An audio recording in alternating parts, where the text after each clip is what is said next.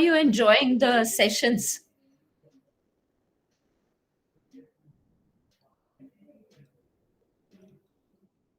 Very well.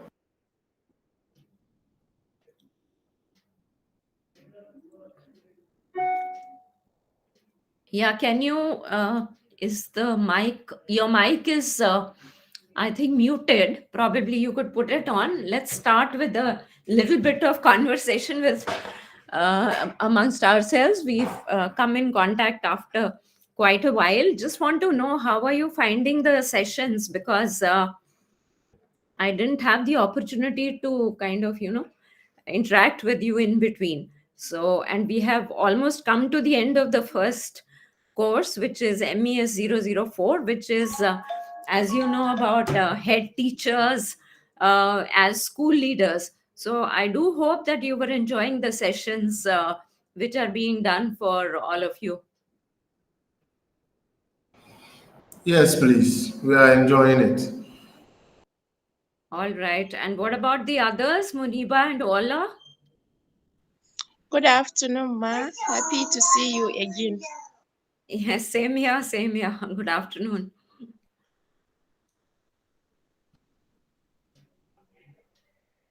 So, Muniba, are you enjoying yourself? Do you think you are learning new things with the discussions which are going on in this course? Yes, Mom. We learn a All, lot. oh, you are learning a lot. Good. And what about you Yes. now, Ola? Yes, ma'am. Uh, some learning has taken place. Yes, very well. All right, all right. That's great to hear that. So, I've been actually doing the MES 004 with all of you. If you remember, right in the beginning, I think I was the one who kind of, started with the first course, which is MES 004, which is about head teachers as school leaders.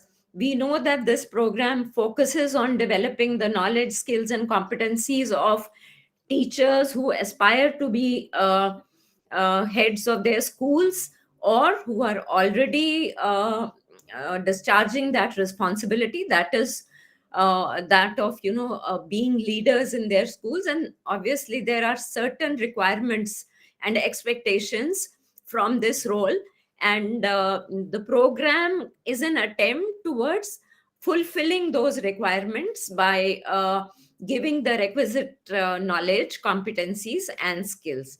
All right. So we've nearly come to the end of the first course. And today I will be talking about professionalism in education, and especially with reference to teaching in school. We will be talking about aspects such as what is professionalism, what does professionalism mean in the context of education, especially teaching at the level of school. uh, what are the different aspects that are expected of teachers as professionals. But before that, we need to establish whether teaching at all is a profession or not. All right, that's very important to establish. And how will we establish that? Actually, there are certain characteristics of a profession, and we need to examine whether teaching fulfills those characteristics or not, whether teaching fits into those criteria, those characteristics, those standards or not. Okay, so let us start with your inputs on whether you think that teaching is a profession or not. So one by one, let me have about a sentence each on your opinion on teaching as a profession, whether it qualifies as a profession, whether it doesn't qualify. If it does, why? If it doesn't, then why? Okay, so who do we begin with? Should I start from the top on my screen? That is Muniba. Can we hear your views on this, teaching as a profession?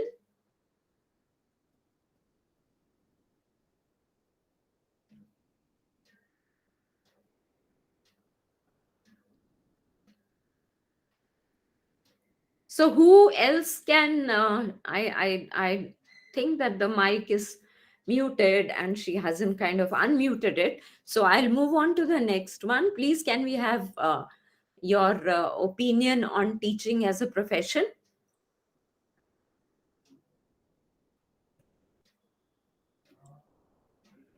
Hello, ma'am. Yes, Please, yes. can I speak? Yeah, Yeah, I please. think that Yeah. teaching as a profession comes about because before one could be classified as a teacher, such an individual goes through a professional training for some quite period of time. In certain countries, before the person even would be accepted, he or she ought to write the teaching license certification. In my country, in Ghana, for instance, before you can be called a teacher, you have to write the license, of which after that, then you are called a teacher. So I think that teaching is a profession in such that way that one has to go through all the process of professionalism before he or she is accepted as such. Thank you. Yeah, absolutely. You're absolutely right. And teaching is a profession because it prepares us for taking up certain responsibilities and jobs. And there is a proper kind of a structured training through which we all become teachers, and we are equipped through that education to teach as teachers, which means basically that we not only have the knowledge but also the skills and competencies to be able to teach well to our students. Okay, so it is a profession, and we will go by and by trying to see what are the other aspects which make teaching a profession, so please, can I have Ola? Can I have your opinion? And then I'll come back to Muniba again. Very quickly, we'll move, and then we'll try to consolidate the concept of teaching as a profession. Okay, ma'am. Yeah. As far as I know, I would say teaching is a profession because it require you to go through some kind of training, just the ways other professions require you to go through training to for you to be recognized as a specialist in that field. So similarly with teaching, you need to go through some special trainings for you to understand the process of teaching, and then for you to be qualified to become to be called a teacher. So teaching is a profession, and at the same time, it's not just an ordinary profession. It's a profession that covers a lot of aspects because as a teacher, you automatically becomes a psychologist, you become a child psychologist, you becomes an educationist, you become a guidance and counselors and so on like that. So it's not just an ordinary profession, but a very big profession. Correct. Absolutely right. I think you broadened the definition a bit by bringing in the kind of responsibilities and duties a teacher is expected to fulfill. A teacher is not merely a teacher, which means that she is not only engaged with the teaching learning process, but there are incumbent responsibilities which come out of the fact that the teachers interact with the students, and there is a whole lot of other responsibilities also which are brought into the profession. So basically, I think it's important to remember that teacher, unlike many other professions in society, does have a role and responsibility which is much wider and broader as compared to other professionals in society. So Muniba, can I please have your opinion as well before I move on further, trying to kind of piece up all these views that have been expressed?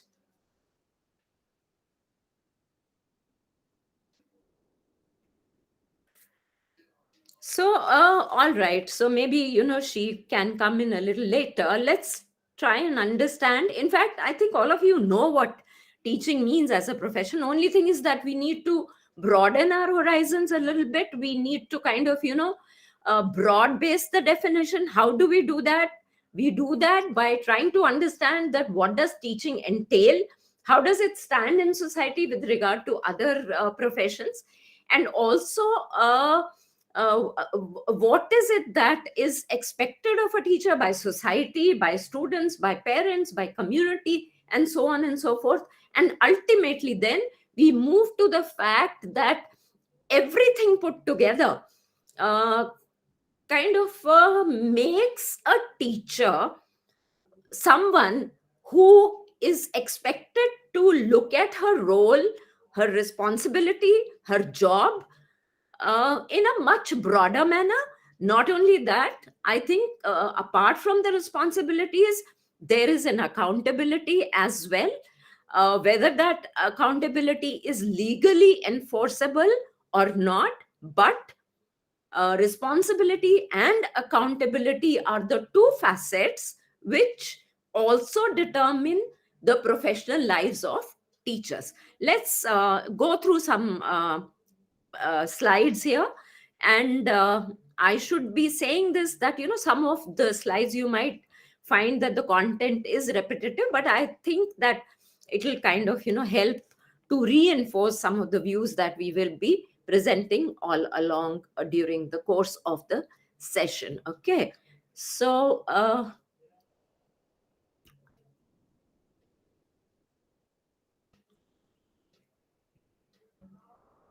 are you able to see this first slide on profession? What is a profession?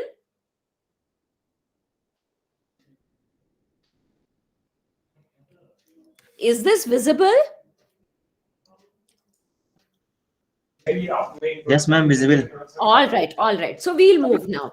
Okay. So, see, first of all, is the fact that it is a disciplined group of individuals who adhere to ethical standards. They are accepted by the people as possessing special knowledge and skills which are derived from research, which are derived from the degree in which we are trained, and also with the training which comes along with the fact that there is a theoretical knowledge, but there are also canons of practice which we as teachers are supposed to acquire.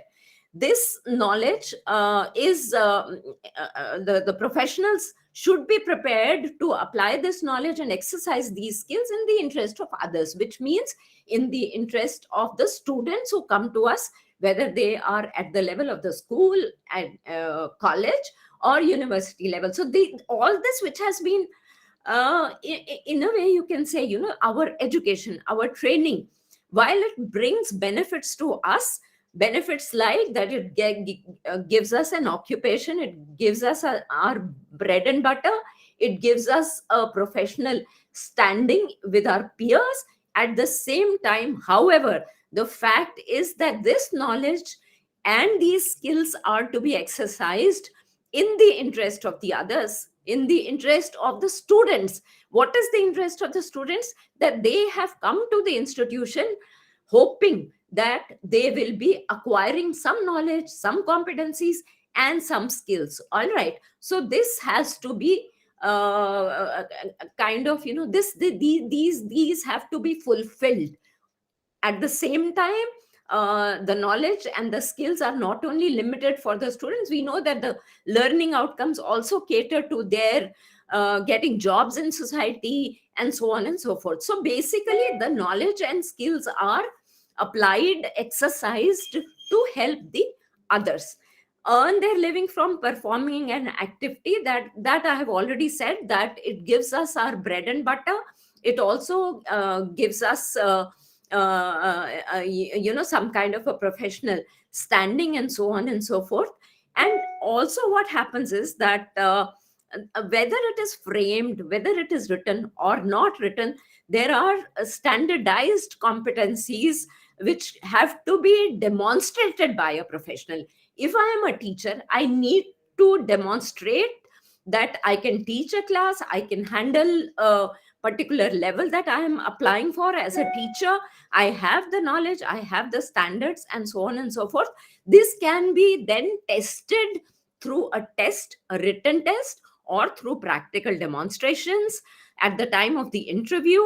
And at the same time, while there is a demonstration of the knowledge and competencies, there is also a tacit kind of a understanding that there will be a code of conduct which will be based on some ethical standards which the teacher who's going to join the profession will be adhering to throughout.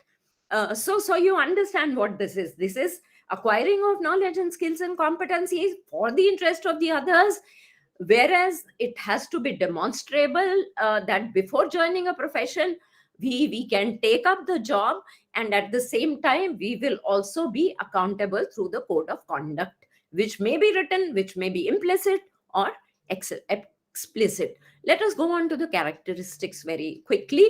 It brings a great responsibility to the teacher as a professional. Here I'm already assuming, I'm not contesting the fact that the teacher is not a professional and teaching is not a profession. I have kind of made some kind of a hypothesis which all of us are sharing at the moment here, and we will kind of see whether our hypothesis through these slides it stands or holds water or not. Okay, we have to, as teachers as professionals, exercise great responsibility and obligation. We cannot be careless. We cannot go with unprepared, inadequate knowledge of skills or inadequate knowledge, and we cannot breach the ethics that we has been bestowed on us. There is an accountability for certain things, many things actually. Taking the class on time, for instance, giving updated knowledge, trying to update ourselves in the process, and bringing in the best that is available in that particular knowledge, so that our students and we are at the cutting edge of knowledge. Again, that another characteristic is that basically teachers as a group of professionals per se will have something which is very distinct. Their knowledge skills will be very distinct from other professions in society. What are the other professions in society? Lawyers, the ones who do the legal profession, doctors who are well adept in the knowledge and skills of what it means to be a good doctor, and similarly other people in society similar who are, we can similarly say, are professionals, engineers, and so on and so forth, architects, this, that, and the other. So each one will have a distinct specialized body of knowledge which is based on the practice that they are supposed to do, and that this will be separate, and hence each professional group will be recognizable by that separation. All right, so it's not that everybody has the same kind of things and anybody can, a doctor can become a teacher can become a doctor. No, I'm not saying that they cannot. They can teach, but there are distinctions which are observed mostly. There is an institutional preparation, meaning that there is a provision. Let us say that if we are trying to teach at the secondary level, we might be doing a B.Ed, which could be of 2 years, which could be of 1 year. If there is elementary level teaching involved, we could have a 6 months diploma program or a 1 year diploma, depending on the provisions that exist in our own system.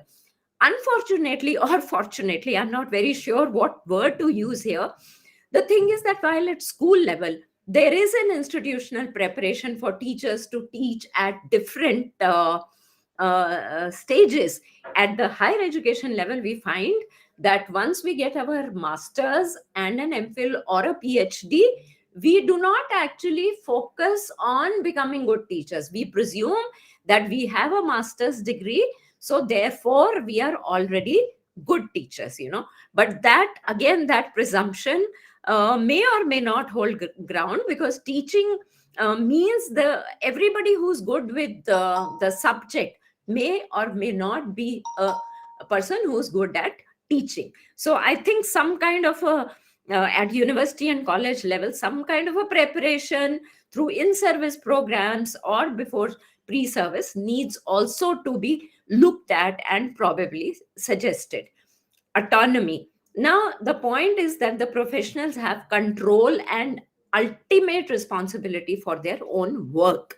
It is the professionals who will be responsible for whatever they are teaching, and nobody can come and tell, while people can through some strictures can come and kind of question or push xyz into work doing work, do it this way, or there will be something, some action will be taken, guys, against you. But by and large, it is presumed that teachers or professionals are mature enough, are sensible enough, are autonomous enough to lay down their own terms of performance, processes, and conditions of work, together or individually.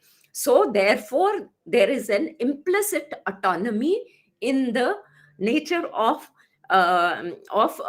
jobs as professionals, which might be very different from other jobs. Like for a mason, for instance, for a producer who's making films, or a cameraman, or others may not have the autonomy to define their own terms, processes, and condition of work. Again, ethical constraints, I have said that there is a general core body of values. We'll come to that. We'll be talking about what values exactly are we talking about here as far as teachers are concerned. But then we have to function within these values, which may be thrust upon us by a higher authority, by a regulatory authority, or which we might have decided that we will uh, follow the code of ethics, we will follow the values and so on, without any external push or external pressure. So it depends whether they come from your internal self regulations or regulations from outside. Again, morality and moral foundations are very, very important. Ethical constraints are based on morality as foundation, but there are dilemmas. For instance, between morality and rationality, can there be a clash? And in that case, what needs to be done? So I'm just very quickly running through all these slides, and we have some discussion once I just finish all this. Uh, Again, like I said, there is a body of specialized knowledge, legal recognition of the profession, like doctors, lawyers, engineers, uh, are basically recognized by the government as professionals. So there is a license for appearing in court, for practicing law. Doctors cannot practice without having a license from the Medical Council of India. Similarly, engineers also but teachers, like I said, till school levels have those provisions, but probably at the higher levels, the trade, the licensure, certification, and all that is not being looked at very strictly. See, again, an important point is that the entry into the profession is strictly controlled. As a teacher, I cannot move into the domain of a doctor or a lawyer unless and until I have appeared for that selection, training, licensure, and certification. I should have a certificate that I am an authorized a lawyer. I have passed my law degrees and I qualify to practice law. Otherwise, these are very tightly controlled silos, and intermobility is just not on, and it's not possible. Then professional also enables people not only to acquire degrees and skills and competencies at the point of entrance, but also this is something which continues throughout the the professionals are supposed to improve their profession by updating their knowledge through in-service measures such as attending conferences, seminars, writing papers, and so on and so forth. See, again, I mean, this is something which has been done. This is an important thing. First thing is done. Second thing is that we conduct our affairs in a way that we kind of engender trust and confidence in every aspect of our work, and we become worthy of the confidence which the stakeholders will eventually give to us. We cannot pass on our responsibilities. We cannot we have to take responsibility, and cannot shift responsibilities because we are autonomy and accountability come together as far as we are concerned. Let's very quickly kind of try to see what exactly is teaching, and why is there so much premium being placed on teaching as a profession. First of all, I think that it is quite legitimate to think that teaching is the mother profession of all the professions, whether it is engineering, whether it is law, whether it is medicine. It is teaching through which the teacher teaches a student to become a doctor in a medical college, in a law college. It's the teacher again, through the act of teaching, will enable the lawyer to to become a lawyer. Similarly, a teacher is made teacher through the act of teaching. Okay, so teaching becomes the mother of all professions. It is very important. It is a vehicle for education. It's a social function, not only a vehicle for acquiring knowledge and skills, but also socializes people into getting along with each other, and also focusing on individual growth, self growth, and growth of the others, imparting of knowledge from one person to another, and guiding of someone to behave in a particular manner. Then this again is the act of teaching. So this transmission of knowledge is important. Again, the socializing functions through which students learn to behave in a particular manner in the peer group, with the teacher, with parents, with members in society. These are again very important functions. Teaching cannot be done by just anybody, because conscious and deliberate activities are chosen to transmit knowledge. You have to select the content, you have to decide on the teaching strategy, you have to decide on the assessment technique. So in a nutshell, what happens is that these are conscious and deliberate activities. You will also focus on the group activities. What is it that I need the group to learn, and how my teaching learning has to be structured around a group activity? How will I structure that group activity? Again, these are, therefore I am saying, these are not random activities. These are deliberate choices which the teacher makes in the best interest of the learners. Less experienced or immature people, in a way, yes, if we talk about school teaching, we as teachers are more experienced, more mature, more educated, and transmit knowledge to children who are less experienced and less mature. But at the same time, if we look at situations of, let's say, lifelong learning, continuous learning, experiences which take place during the lifetime of the teachers or adults, as lifelong learners, we find that for the teacher also there might be a lot to learn, because if we are addressing a group of teachers who are equally mature, but we are imparting in service training, and there we will find that we are almost in a similar peer group. So there is a mutual give and take as far as knowledge exchange is concerned. A body of knowledge has to be imparted. Yeah, that's true as well. And 2 3 more. So finally, members have an organized body of knowledge that separates the group from the others. Teachers are equipped with a body of knowledge, have a set of teaching methods experientially derived through continuous research. Teaching serves as a great social purpose. Teachers carry responsibilities weighted through adhering to the code of professional conduct. There is a formal period of preparation and requirement before the teacher can take the job of a teacher.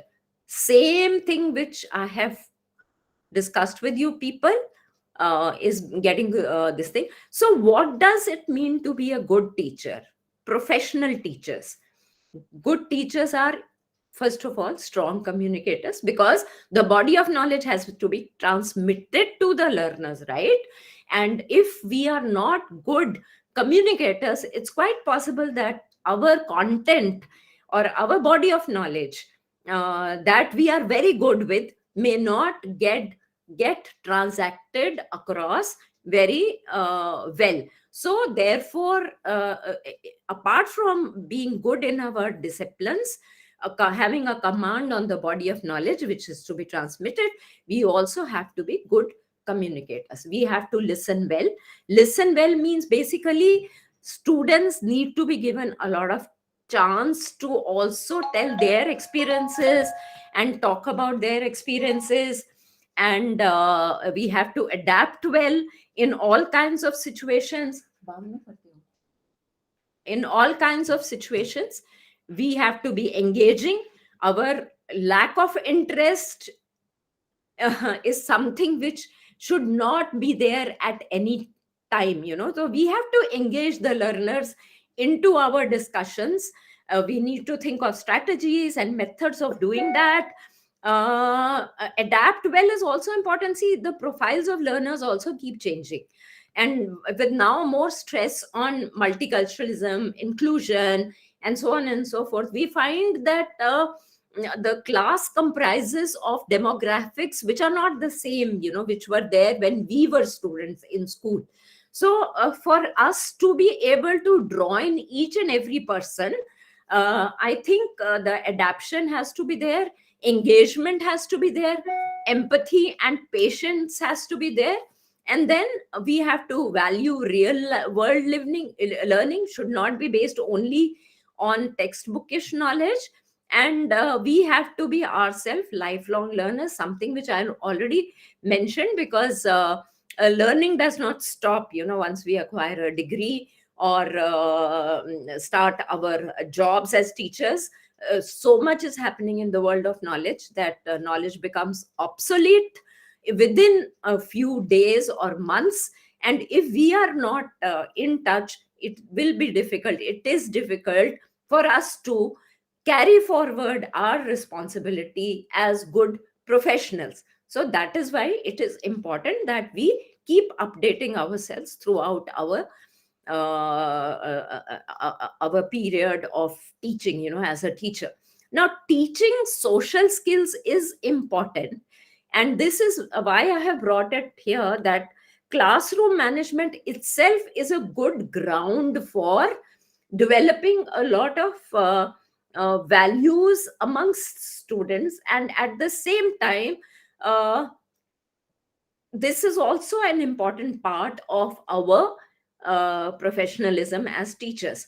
Model manners. Let me give you an example. A class which starts with the teacher coming up and saying, "Hello, good morning, how are you all doing?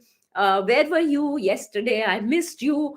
So, how was the discussion? Do you have to say anything?" Or whatever, whatever might be your way of opening the class room for a particular subject or a lecture.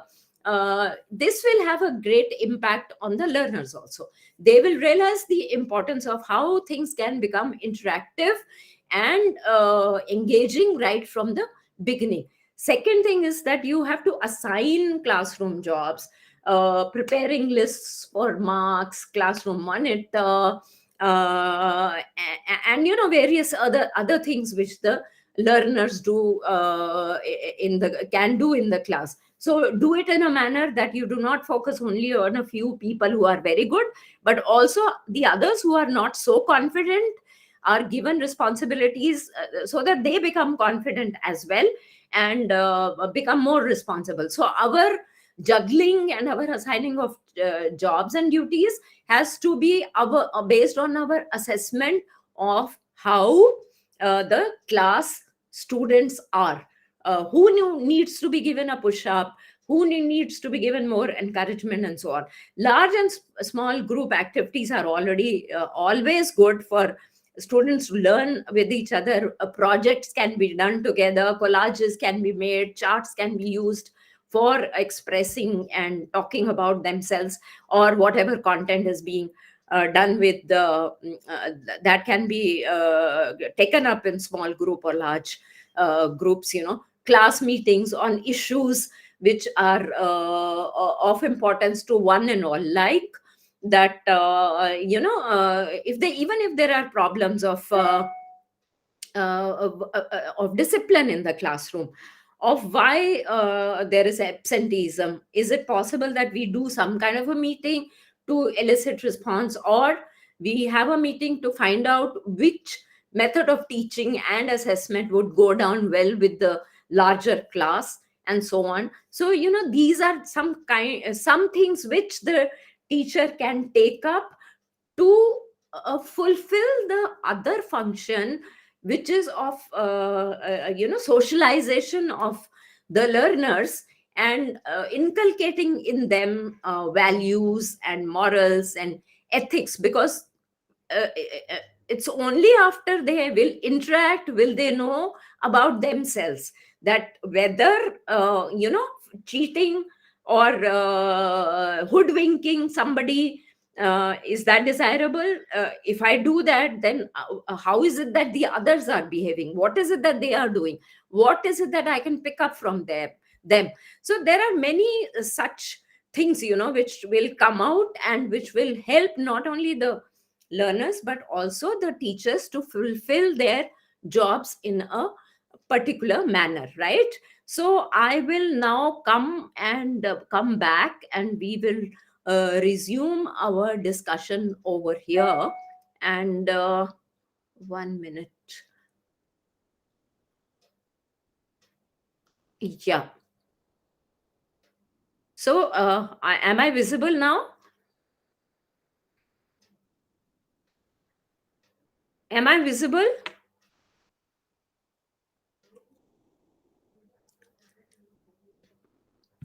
Can you hear me? Am I visible?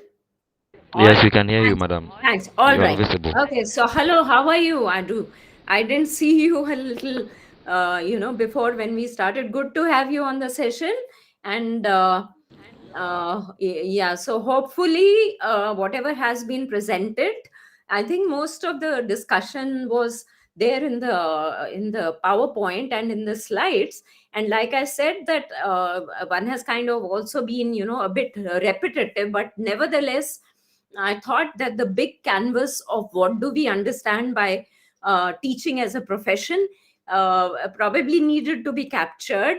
And at the same time, our own reflection of our jobs as teachers also emanates from the discussion which we have had just now. So I think I'll take a stop here, and I will invite your comments on what do you think and feel about how we have discussed professionalism. At the same time, I want you to also talk for about 2 to 3 minutes about reflecting your job, your own role as a teacher, and also as a professional in the light of the discussion that we have had just now. So can we do that?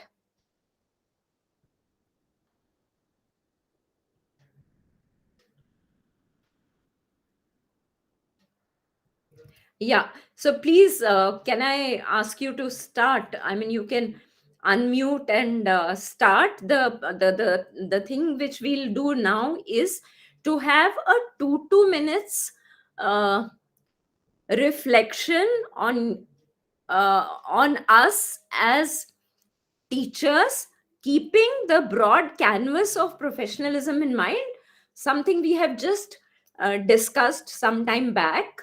And I think the discussion does open up a broad picture of what we understand as professionalism, and how teaching fits into the criteria of professionalism. At the same time, uh, uh, the responsibilities and duties it brings upon us as teachers, and certain areas that we need to work on as professionals in the light of the discussion that we have had just now. So I want each one of you to speak on this, and this is easy because you are all teachers, and all of you are aware, familiar with teaching as a profession. I need not kind of, though I've gone through all the slides and all, but I know for sure that you are very familiar with your job as teachers. At the same time, however, the thing is that we need a constant reflection, revisit into our roles and our jobs. And that's what we are going to do just now. All right. So let's have the first kind of, presentation. Yeah. Yeah. Yeah. Please go ahead.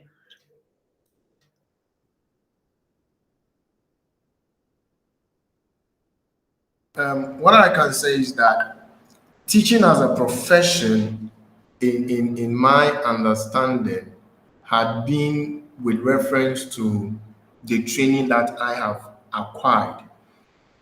And when I mean the training that I've acquired, I teach at a nursing training institution as a health tutor. So I went through the normal teaching, the normal nursing college practicals as a nurse before I was adapted into the teaching field. So I am having about two profession joined together as a nurse and as a nurse educator. One thing that I've realized is that because it is a profession, it is guided by certain etiquettes. And so you don't do things anyhow. You are guided by certain moral principles of the profession. And then the aim of the profession is to educate students who will become good nurses and then reputable nurses in the future. So in my form of profession, it is more of a training. And in that, I need certain basic skills, which has to do with good communication skills, because most of the teaching is through communication, the use of presentation, PowerPoint presentation, face to face, and at times too, we use the online medium to teach, especially when the COVID did occur. So I brought up with communication, with empathy, and then to come to the level of the student to be able to understand them very, very well so that I can serve them with the low level knowledge that they can grab. As I'm speaking to you, right from these lectures, I have a lecture and I'm going to teach anatomy. So you don't just adapt to one form, but then you have to adapt in such a way that you should be able to adjust to your own principles so that the student can grab much knowledge. And then also, you don't just become a teacher. As a profession, you become a mentor to the students and then you become a guidance to them. So career coaching and then other aspects of the teaching, which is not even or may not be linked to the actual course they are learning, is part of the teaching. You are also a role model, and in such, you have to carry yourself in a certain way so that the student that you are teaching can look up to you and learn certain basic necessary trait from you so that when they go out, they will also exhibit that good trait for others to also learn from. And there are a lot of responsibilities. We have added job responsibility that includes leadership roles that one may have to attain. I was the former transport officer, entertainment patron. At the same time, I was in charge of ICT. These are added rules that comes up with the teaching field, and in that it teaches you to incorporate certain leadership skills so that even with the student you are teaching, you are able to use your own leadership skills to nurture them to become good leaders in the future too. Basically, this is what I can say. Thank you very much. So thank you very much. That was fairly comprehensive, and I think it did bring out very well the aspects of professionalism that we've been talking about. At the same time, this discussion is not really limited only to understanding what is professionalism, but like I said, it's a journey, or it's like you revisit yourself as a teacher and reflect on those aspects that you pursue and certain others that you need to work on. I mean, like I have said earlier also, it's teaching is something which is it's a work in progress. It's not something which is, we can say that we finally arrived as a teacher. No, each day we attempt to become better and better. We become aware of our limitations. Students point them out. Our peer group might point them out. Students explicitly may not.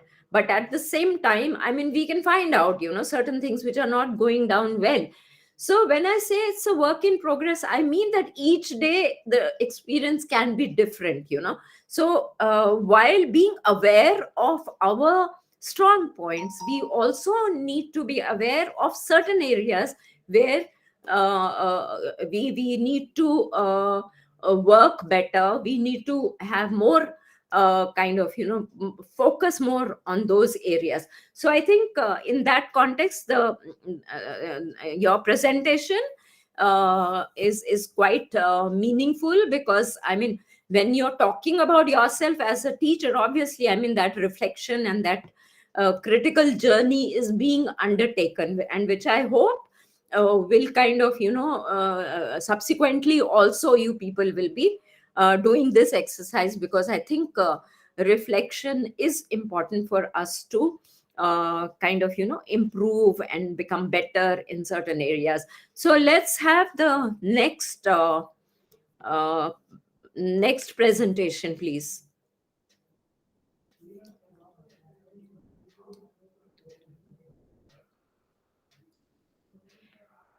Who is going to present next?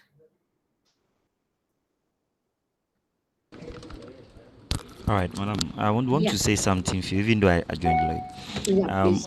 when we talk about a profession in general context, there are a group of people with a certain set skills that are able to help within the skills that they have acquired. So, for example, we have professionals of nurses; they have set skills to cater for people.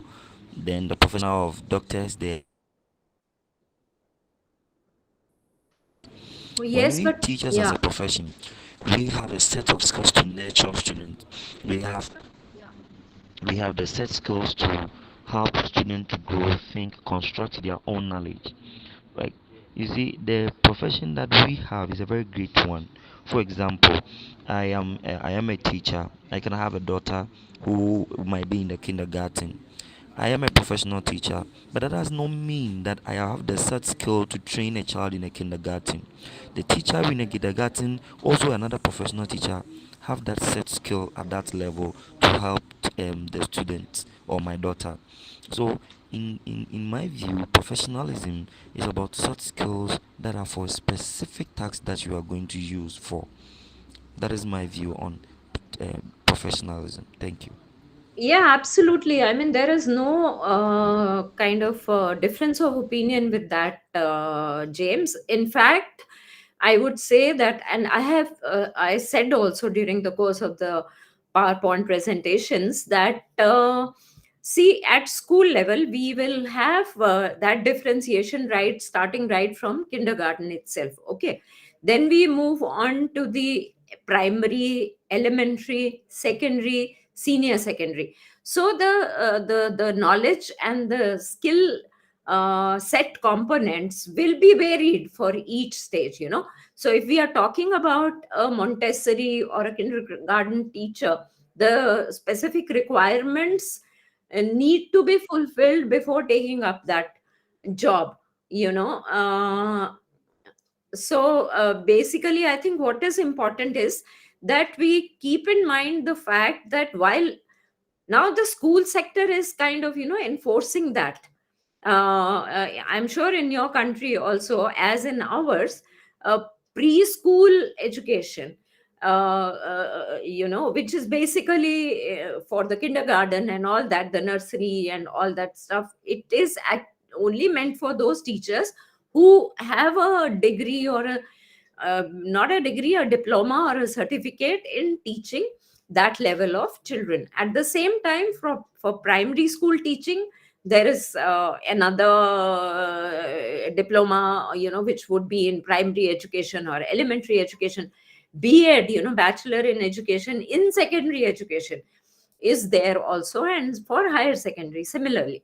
But like I had mentioned, the only thing is that while there is a need which we all recognize as teachers, that it has to be very specific, it has to cater to a particular age group, and so on.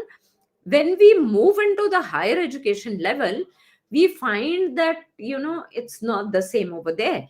In higher education, the teachers, before becoming eligible for teaching at the higher level, whether it is in the colleges or at the university level, all which is expected from them is a degree in their content area. Like, in a college, for a physics teachers, an MSc in physics or a PhD in physics is all that is required.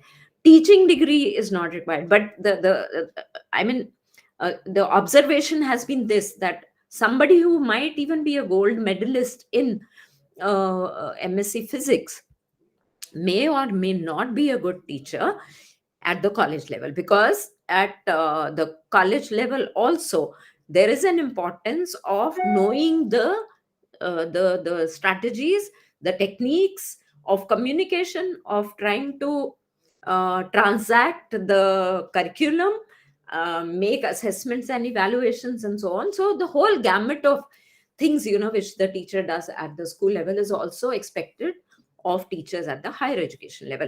But slowly, I think there is a recognition that in service programs, once the teacher is inducted for teaching at college level, I think the next step then can be to induct her into what is teaching at the higher education level. What are the methods which can be taken up, by the teacher, whether a lecture method or any other method.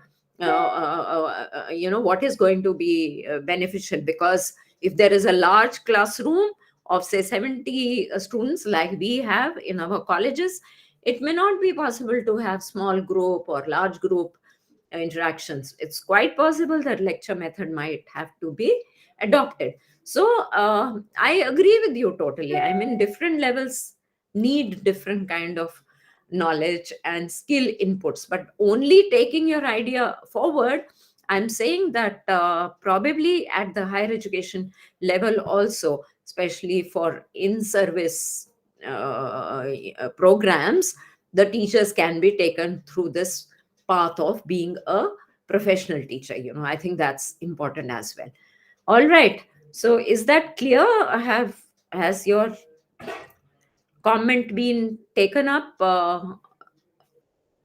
properly, or was something else there?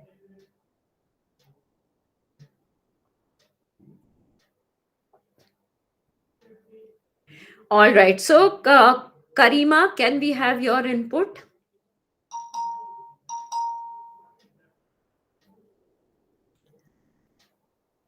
So who's the next one to make a presentation? Yeah, Karima, can you please speak about yourself as a teacher, as a professional teacher, for 2-3 minutes?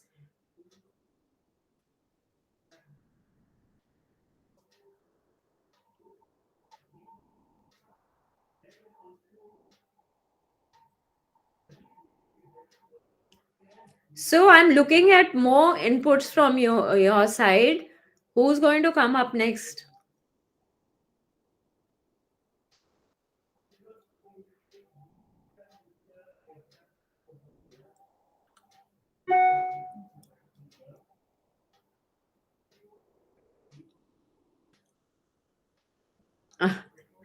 All right. No need to leave the session. You can just, if you don't want to speak, you can kind of, talk about that. All right. So anybody else, or kind of, one moves ahead then? Okay, so now I think there are a couple of things which I would again like to do. There are a few issues. One is about this, the normal kind of a feeling which the teachers have, that which is a better option. Uh, uh, I mean, when we talk about the code of conduct and code of ethics and so on, uh, okay, let me just start with this. That first, just I want to just kind of try to understand your understanding of what is meant by code of ethics. What do you people understand by the code of ethics? Code of Yeah. ethics are rules that governs our work that we do.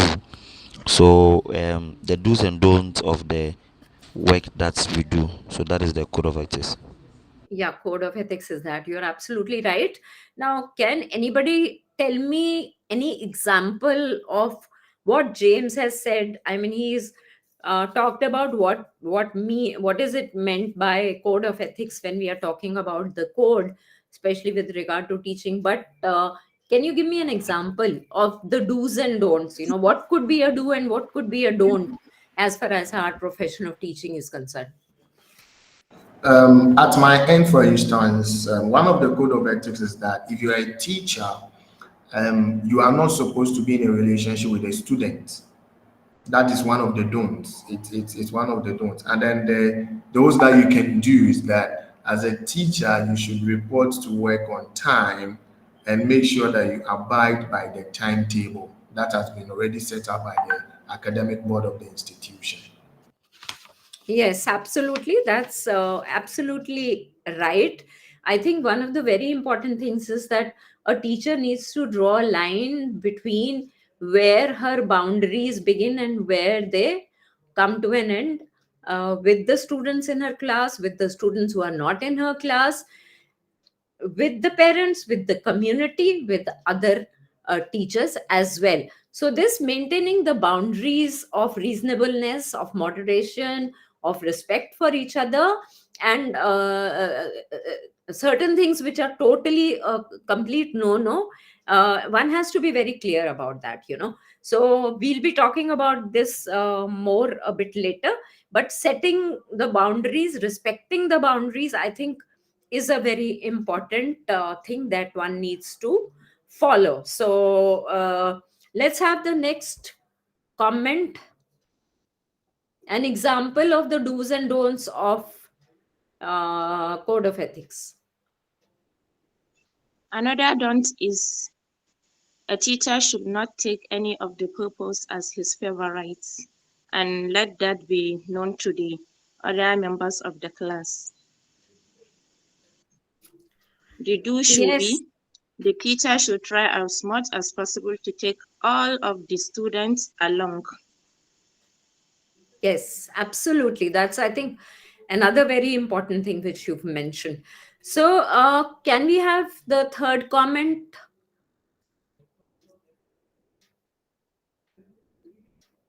I think three comments we've had. So let's have the fourth one if you are still there and you haven't left the meeting. Mr. Rimin Dakwa, I hope I'm pronouncing your name correctly. Can we have your opinion on this matter here? Yeah.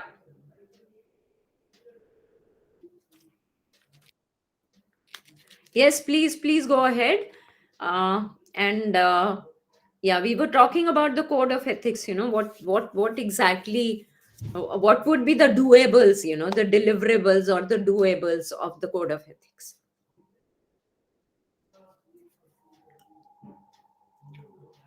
Yes.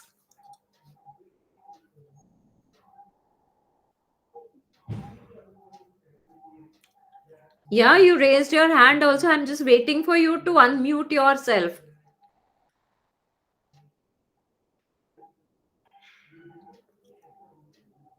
All right. So let's go back to what Muniba had said just now.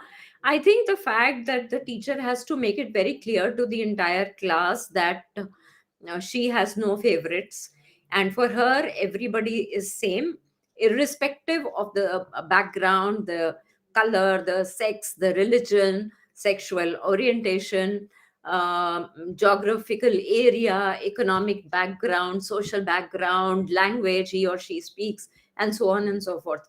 I think, like I said earlier, in inclusive classrooms, it is extremely important that the kind of variety, the kind of heterogeneity, the kind of multiculturalism that we confront, we prepare ourselves in such a manner that uh,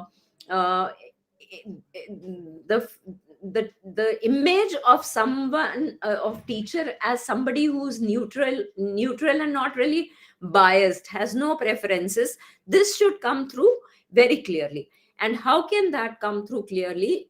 It is only when our biases, our prejudices, our presumptions about communities, about people, their backgrounds, whatever background it is, when we have worked on our biases, when we work on our prejudices, what does it mean? All of us actually, as human beings, as teachers, carry within us a whole luggage of biases which are based on stereotypes that we have kind of been socialized into right from our childhood. We might have shed some baggage, but it's quite possible that we have also retained a lot of it. So if we retain a substantial part of it, that comes through, that shows through our actions in the classroom. Let me give you an example. You might even feel that this is quite contestable because we are very unbiased teachers, we are not prejudiced, we do not show our stereotypes, and so on and so forth. But just ask yourself, is it possible that when we assign roles to our students, responsible roles, let's say when a class monitor is to be appointed, or somebody who has to write a report has to be selected, or a student has to be selected for taking part in some other event, which is outside the class and all, what are the lenses that we wear at that time? I mean, we really have to be very clear. It's unknowingly, it's possible that our selections, that our choice of people, learners, focuses around that baggage that we've been carrying for a long time. The other thing is that while we should attempt to shed those that baggage, at the same time, as far as the learners are concerned, we need to know a little bit more about them. We need to know about their backgrounds. We need to know about the socio-cultural context that they come from. What is it, what is important to them, how do they interact, what are the cultural mores.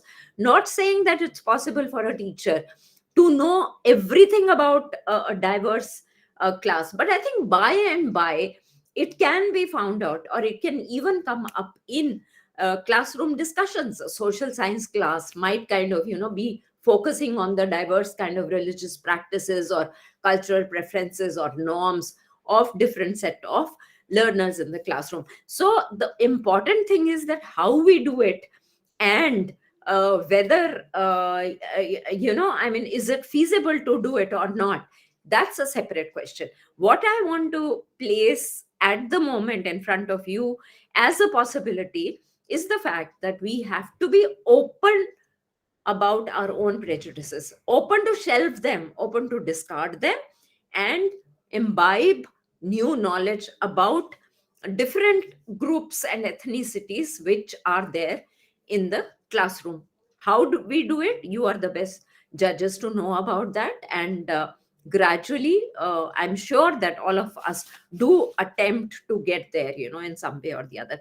Let's try to put it, the code of ethics, under different heads. So one head which will be much more broader will be, if we put something on what is known as maintaining trust in the profession. Maintaining trust in the profession comes from the fact that the profession expects certain things from us as teachers, which includes students, and which also includes the community, the parents, our peer group, and so on and so forth. So how is this trust to be carried forward by us as professionals, right? First is this, that the relationship with students has to be based on mutual trust and respect. The second thing is that we have to be very careful as far as the safety and well-being of the students is concerned, whether it is in terms of the classroom becoming safe, whether it is in terms of things which they might be encountering, like being bullied and so on and so forth. There could also be instances where lady teachers are being lady girls learners are harassed because some bullies, learners, male learners, think that they can just scare them and all. It can also happen between girls and girls. So overall, if the duty of the teacher is to make the classroom and the school overall a safe place where learning can take place without any threat or intimidation. So apart from the fact that a relationship with the students has to be based on mutual respect and trust, we have to be their trustees also. Things told to us also need to be respected and not spoken in the classroom with everybody. At the same time, the classroom also, as a physical space and a social space, has to be safe for all the learners coming from different backgrounds. The third thing is that we have to respect the uniqueness and the diversity of the learners, something that we have already spoken about, and which Muniba also had pointed to. We have to maintain good relationships with the parents, with the community, PTM, other occasions where there is an interface with the parents, or even when the parents are being called for issues related to their wards and so on. So what kind of relationship is there? Is there, do they feel that this is somebody who's going to be just ridiculing our children, so I will not go there? Mutual respect and trust at every point has to underline all the relationships possible that a teacher will be engaging in and maintaining. Uh, Learning experiences have to be created in a manner that they are more challenging for the learners. Same kind of things day after day, which are basically the students don't find them challenging. They feel that they cannot participate, they cannot interact, they just have to listen to a lecture all the time. These are things, I think, which need to be taken care of. Very important if we want our classes to become more challenging, more inclusive, and more pluralist, because then we'll be able to draw. If we have a group activity, we are sure to draw in students from diverse backgrounds. We can make the groups like that. So this is some food for thought about maintaining trust and respect, which is a part of the professional code of ethics. The other thing is that acting with honesty and integrity, again, something very important. Many a times, when we talk to people, they say, oh, what can a teacher do? There are hardly any instances of corruption. The teacher cannot take bribe. The teacher is not, there are no opportunities for the teacher to indulge in all this. But the fact of the matter is that at times people have been found to be engaging in these practices at the time of admission. If admission tests are also held, but there are instances where the teachers have asked for bribes for admission into the school, that okay, your ward will be kind of given all good marks, and all the score will be so good that you will not be able to miss the admission. That's an example of how corruption and dishonesty can be there even in the school system. Similarly, leaking the question paper.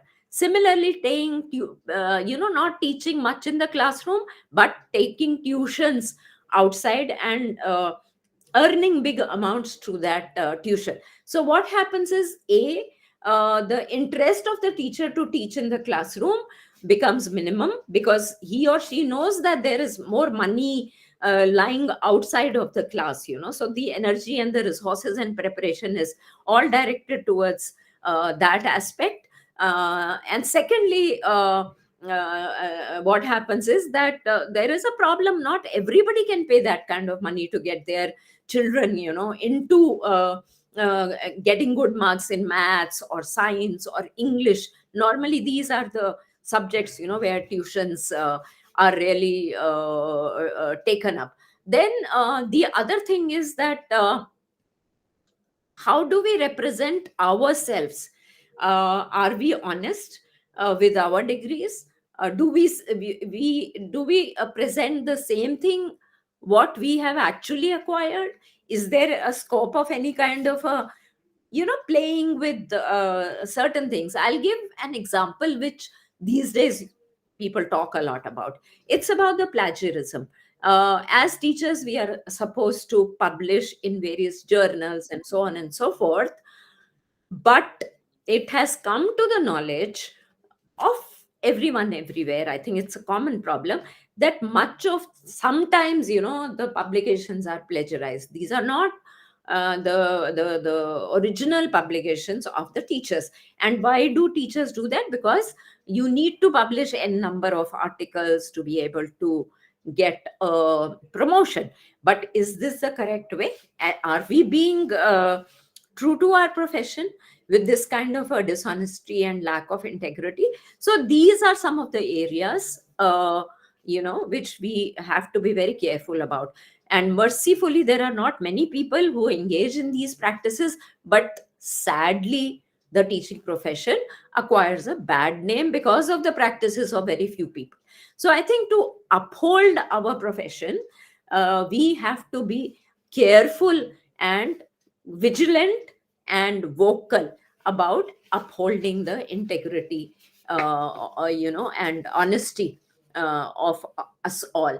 Then the next thing is that keeping our profession updated, and that again is a priority, which probably we may not really think that it's a very urgent thing. But let me tell you that in today's world, where knowledge becomes obsolete very fast, because it's a knowledge society that we live in, the use of computers, internet, so on and so forth, has moved us away from the industrial age. Here things are done in instantly, so discoveries, updations, uh, advancements in knowledge are transmitted fast, happen very fast, and it's quite possible that we are not really abreast with all these developments. These developments can take place.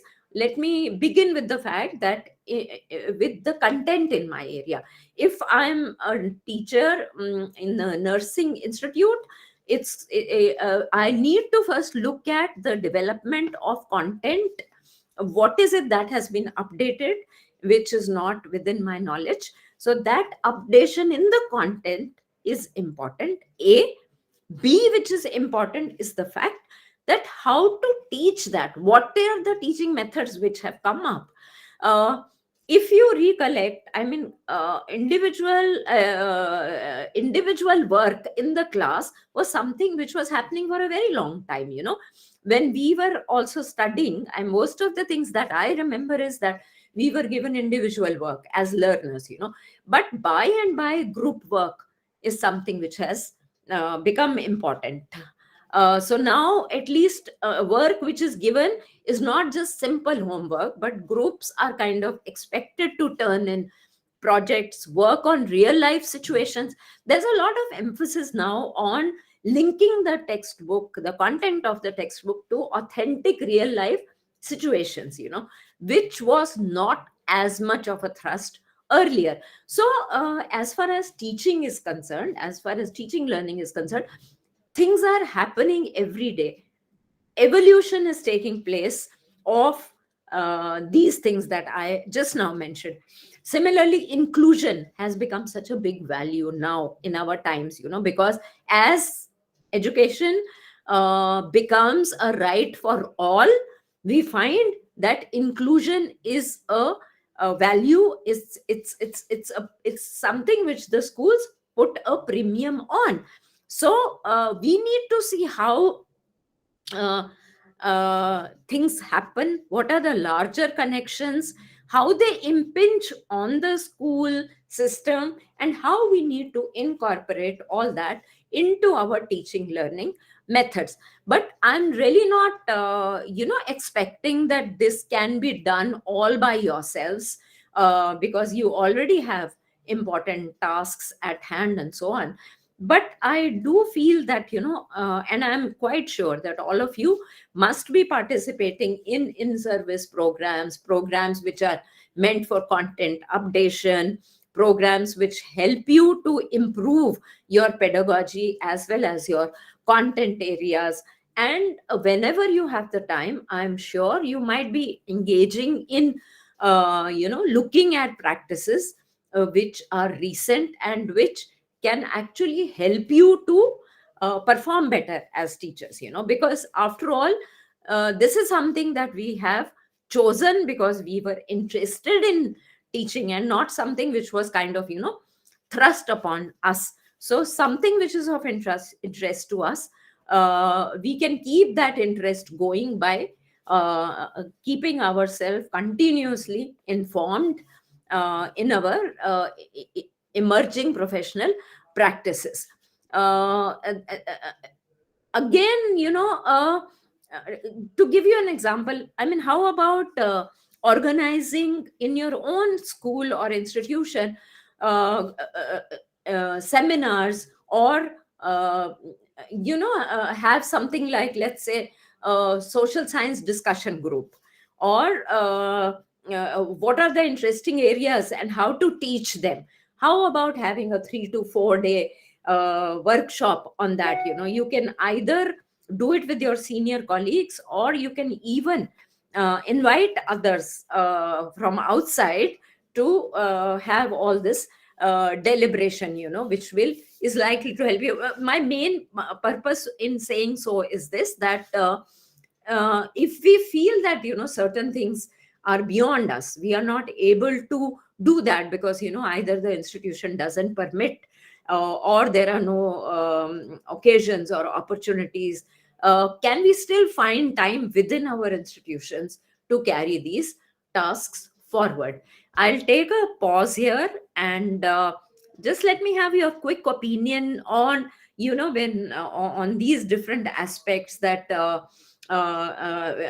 basically, that being honest, having integrity, maintaining trust in the profession, maintaining respect and trust with the students, and so on. I mean, do you think that this is something which is at the back of your mind in day-to-day teaching,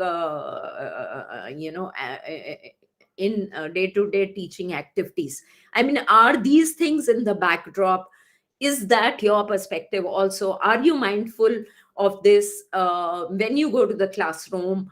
I just want to know that, because let me share this with me. For me, it actually, I mean, the fact that these emerging things, the philosophy of why to have an inclusive classroom, and the fact that education for all has happened in our countries after a very long time. It wasn't there always.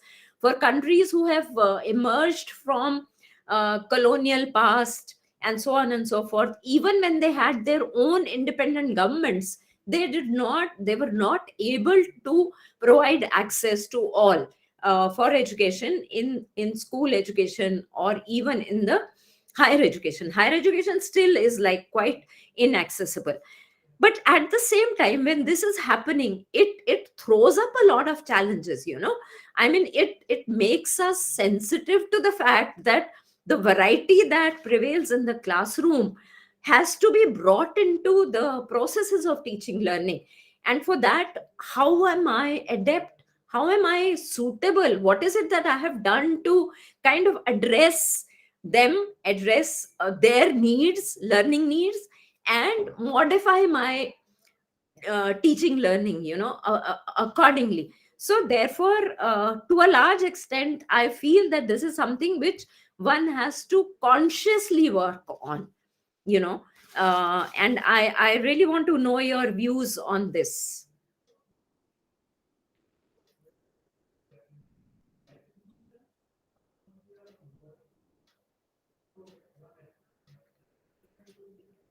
All right. Your network is not there. So let's have reactions from others. Muniba, will you like to say something? And then there are two more, Rimindaku and Mr. Kwadu. So anyone, whoever wants to share, I'm happy to kind of hear. We are all happy actually. Let's have your experience. Hello, madam. Yes, yes, please. The network was a bit messy, so I didn't actually hear what was going on. Though I joined, but I wasn't hearing because the network was on and off.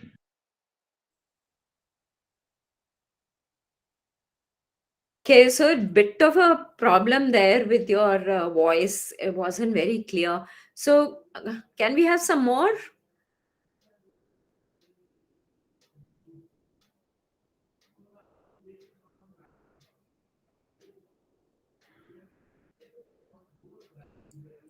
Yeah, some more opinions, some more views and reflections.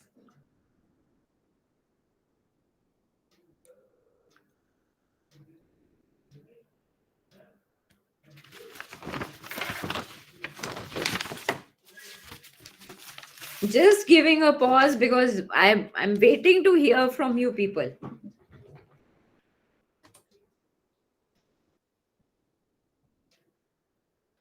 Yeah, who's coming up?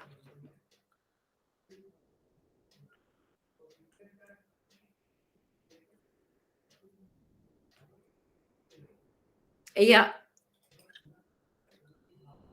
Muniba, are you going to speak?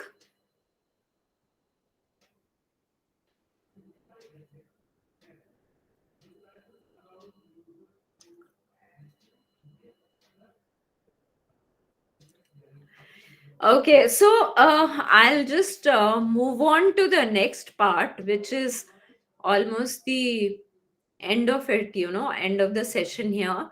Uh, Now, when we talk about the working in real practice, when we talk about the teachers and ability to uh, their job to teach, but at the same time teach within the context of the code of ethics, the professional code of ethics that we have talked about. So we find that there is a many times there is a clash between uh, what is it that the teachers uh, want to do, but there are obstacles, but there are certain things which prevent them from carrying out their tasks in the most ideal manner by looking at the aspects of observing the code of ethics and also of being a good teacher. The institution uh, has certain factors, can have certain practices which might be deterrents as far as the observance of professional code of ethics is concerned. Let me give you an example. For instance, the fact that there is a wrong action by superiors, the principal, the senior teachers and others are basically they have not been very particular. They have kind of crossed the deadlines, and whether it is kind of uh, it could be in different areas, like misbehaving very badly with the students, giving students punishment and so on, or misusing of the school equipment and funds. If certain cultural programs or some events are held in the school where there is a misuse of the funds by the senior teachers, and that can happen, and it happens also. This kind of a thing acts as a deterrent, because within the school culture, this has already happened. So to be expecting that others will not do that is a little difficult. At the same time, if a teacher is very aggressive, very rude with students, misbehaves with students, and so on and so forth, that also is a practice, which will not be held in good stead by the rest of the teachers, because mm, even though they don't want to, but they do feel that thing has gone unpunished. So there is always some kind of a clash, or there is a dilemma, that why is it that the code is only incumbent on me? Why is it that there are others who have been getting away with all this? So uh, again, then, practices like, if in the library textbooks or certain books have to be suggested by the senior teachers, the choice of their books, who do they favor? Do they favor somebody who is known to them, and even if the book is not up to the mark, it's of not good standard, still 20 to 2000 or 20 or 20 50 copies have been brought to the library just to help the known person there. These are some of the examples I'm giving you, which are which are not examples of good following of professional code of ethics. So therefore these should not be allowed to go unchecked. Otherwise it does affect the this thing of the other teachers, the junior teachers. Then the problems raised by the curriculum. Again, what are the problems which can arise like this? There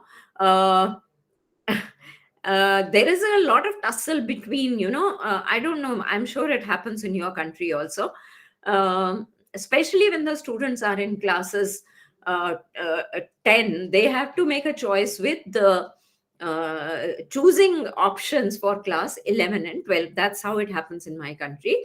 And as you know, there is a bias which exists amongst the parents and amongst the teachers about the students choosing only the science subjects. The art subjects are supposedly, the perception is that the ones who don't want to study, the ones who are weak in their studies and so on, they only choose the art subject. So this kind of bipartisanship is not taken very kindly by the arts teachers. So this also has to be curbed. This has to be checked. Parents, when they come to the teachers in the PTMs and so on, they have their own set of preferences. They would want their wards to go in for mathematics and science and so on, and would want the teachers to persuade the wards to do so. So the teachers again get caught, because on the one hand they have been told, and the professional ethics would kind of dictate that whatever is the choice of the learner and whatever her aptitude, you should guide the learner in that direction. But with these kind of pulls and pushes, there is a problem. The teachers feel and act a little powerless. They don't want to have come to clash with the parents and so on. So similarly, it has also been found, interestingly, that there is a bias towards against vocational education. It's not considered to be at the same level as the general education. Yeah, yeah, yeah, please, please, please, you've raised a hand. Yeah. Yes. Who placed? Okay, I thought somebody's placed a hand. All right. Yeah, would you want to say something, Mr. Kwadu? I thought you had raised your hand.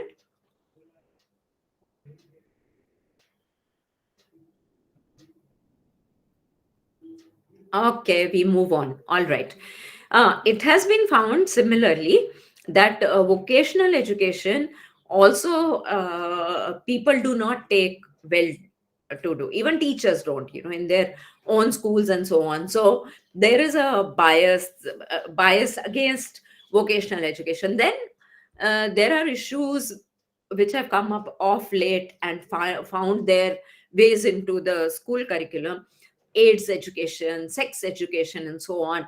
Again, here the teacher tries to, mostly, I'm not saying everybody does that, it has been but found that they are not they're not very actively, or they would just want to be passive. They don't want to talk too much about it because of, I think, the cultural mores and so on and so forth. So these are things. Similarly, maths, so long maths is taught as a discipline, uh, there's a lot of advocacy which goes on, even in the classroom by the maths teacher. But as far as maths as an applied discipline is concerned, again, the illusions are kind of, shattered, and it's not given the same kind of a status.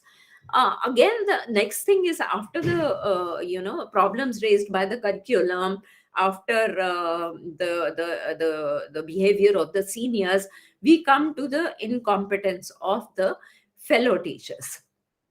What happens is that most of the time, when a person who's incompetent meaning an incompetent teacher who does not pay much attention to her craft, her knowledge, her discipline, her teaching, and so on and so forth, uh, and someone who's uh, quite conscientious, who would like to be seen by the learners and everybody as very conscientious teachers who are who are updated with everything. uh, when such teachers uh, often find, the good ones, the more conscientious ones, often find themselves at odd ends with the ones who are supposedly lazy, who use methods of teaching which could even be harmful to the learners, psychological harmful to the learners. Then, this gap, or which is not perceived as a gap, but where the situation is that they all seen on the same footing. This again is frustrating to the teachers who are more serious and conscientious, and they find that they are totally, I mean, what is it that they are getting in the end? Because it's the same. Somebody who comes unprepared is given as much importance, or maybe even preference, because he or she has found her way to the principal or the head teacher and is in the good books of the head teacher. So this kind of a thing also needs to be looked at very seriously, because it's quite possible that the good teacher might even kind of go and report or have a discussion with the head teacher about this group of teachers, or a teacher who is not so great, and might like to voice her frustration at not being recognized and rewarded, this thing for her attempts. But the head teacher might have not done anything about it. She could be quite inactive, or she could even brush it aside and not take it seriously. So one has to then think that, then it's possible that professionalism can take a beating, it can be dented. So these are important things. Again, an important thing is this, that if there are genuine problems, which a particular department is facing, I as a teacher feel that the laboratory equipment in the chemistry lab is not enough. More needs to be brought in. More experiments have been added to the list of experiments, so chemicals and so on and so forth are not adequate. Or I feel that a lab attendant has to be someone who is a bit trained and should have some experience, or we should have something training and all that for that. Or if I find that the classroom is not very, doesn't have comfortable furniture, or or is too crowded, or I need to move into a bigger space, which is available. If these are the kinds of things, which I bring to the notice, or even if there is something about someone being a bully in my classroom, someone who's kind of, is teasing my girl students, a male student, or a male student is being a bully to another student in the classroom. And these are the matters which I have raised as a class teacher to my head teacher. I find that her response is not good, it's not satisfactory, and it's just kind of, has been brushed aside. Then again, problems can arise, because I will start questioning my role as a teacher, and how much autonomy do I have in exercising that role. So it is important that the school head also takes care, because between the teacher and the head, things have to go hand in hand, so it's important. But in the institutional context, this is where that autonomy comes under some kind of a cloud, because I start questioning myself and asking that, no, I am not autonomous. In fact, I'm quite powerless. I'm not able to do anything. Why should I keep going to the principal again and again? But on the other hand, if that bully boy beats somebody in the class, again, that responsibility will come on me. So these are the kind of dilemmas and the contradictions which need to be resolved at the earliest. Now, the thing is that, see, students doing wrong outside the school. As a matter of speaking, you can all say that, why should I be bothered about what goes on outside the school premises, because my role is limited to, the boundaries, physical boundaries of the school only. But if one day you are walking back home and you find a group of your students gambling there, sitting and playing with money, gambling in money and all that, then what do you do? Do you go to the police?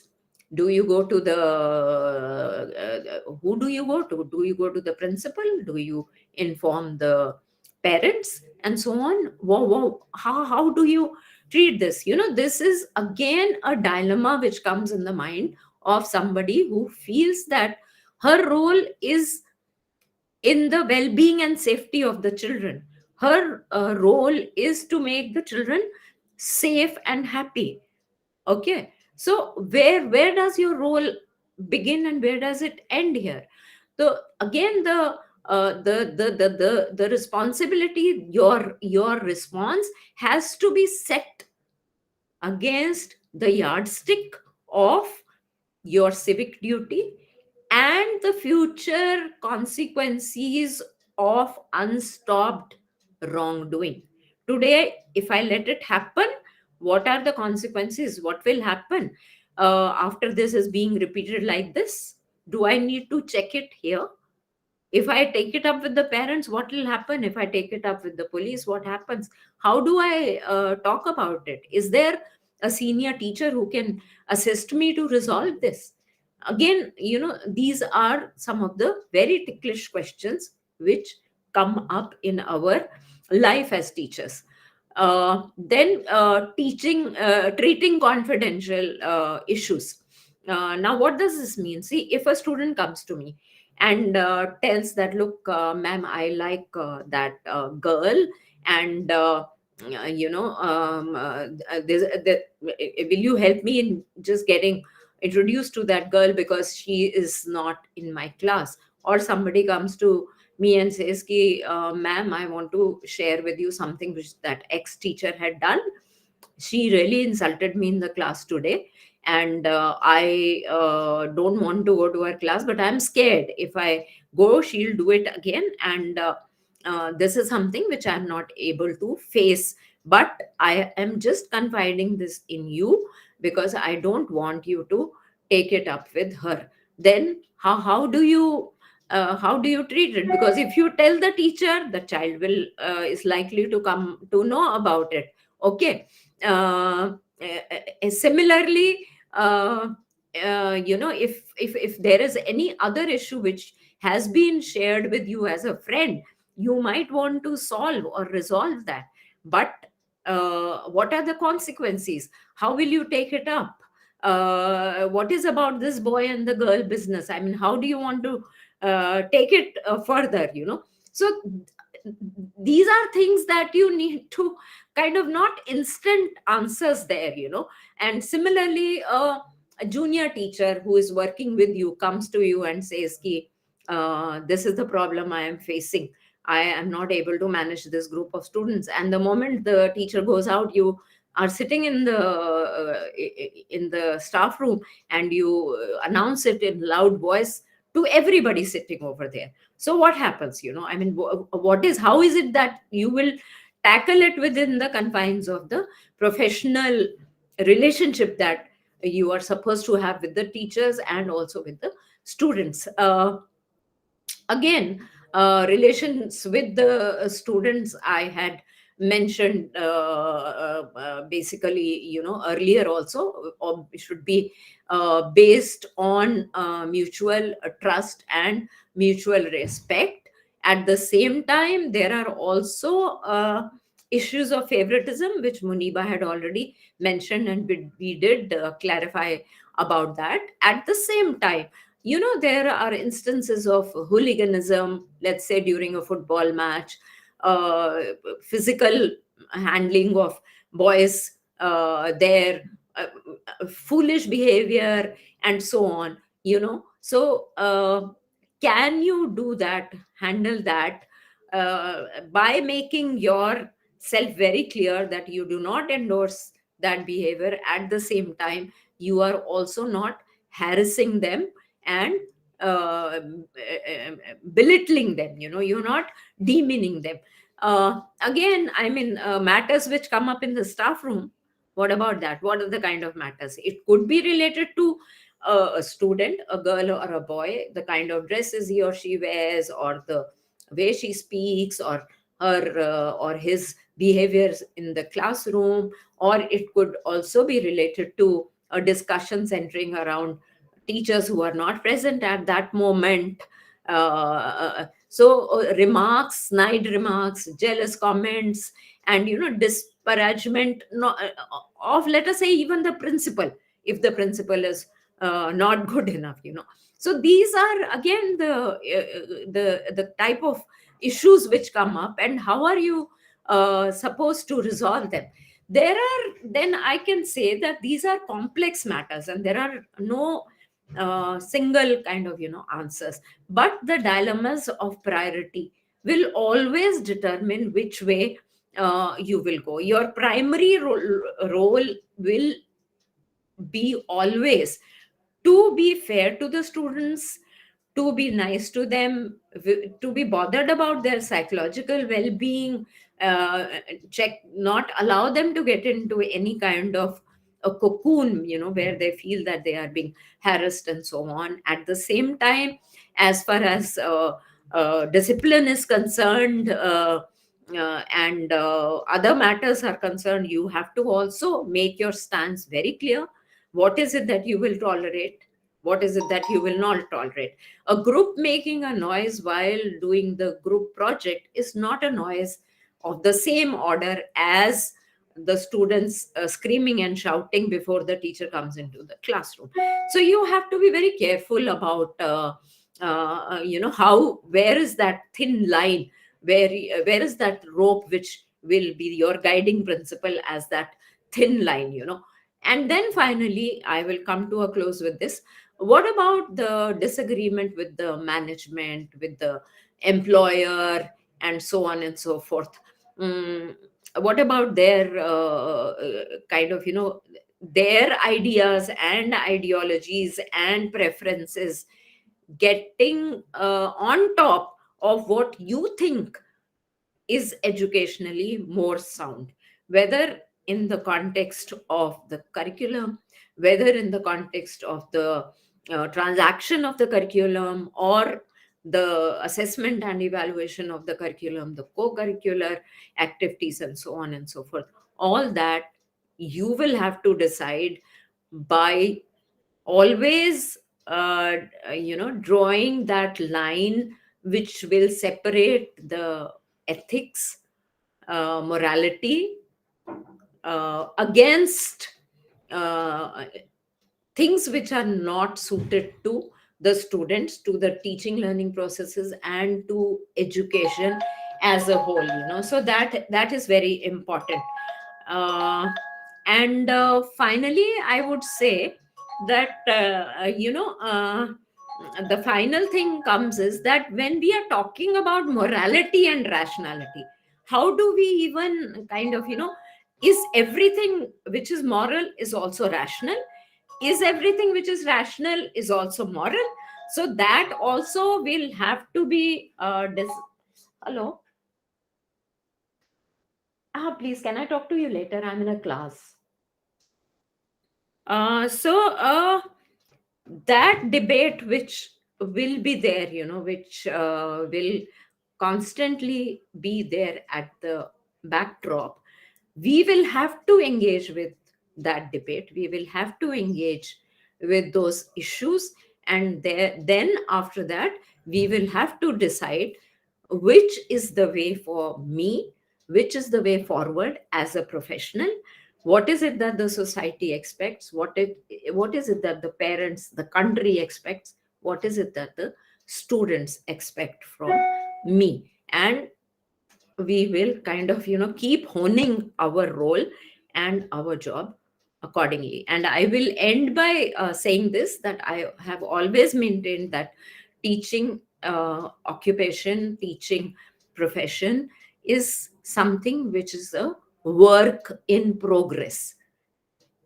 It can never end. So long we are in the teaching profession as teachers, we will have to keep revising ourselves, keep reinventing ourselves, and keep trying to become better and better, and discharge our obligations as good professionals. So, thanks very much. Just about 2 minutes. If there are any quick round of questions, I can take that as well. I hope the session was informative. I hope you are able to relate with it as teachers, and I hope there will be takeaways, from the session when you go back to your teaching situations.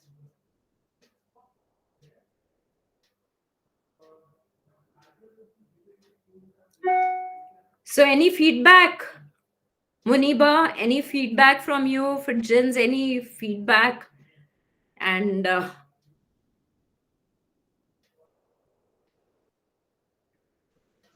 Ma, thank you for the presentation.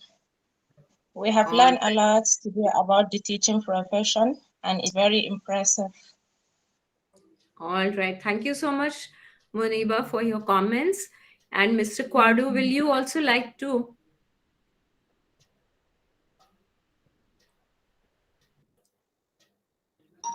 Can you please? Can you please unmute and give your comment? Oh, you did. Thank you so much. You can also write your comments in the chat box, Mr. Rimindaku. Please, if you could do that, it will be nice.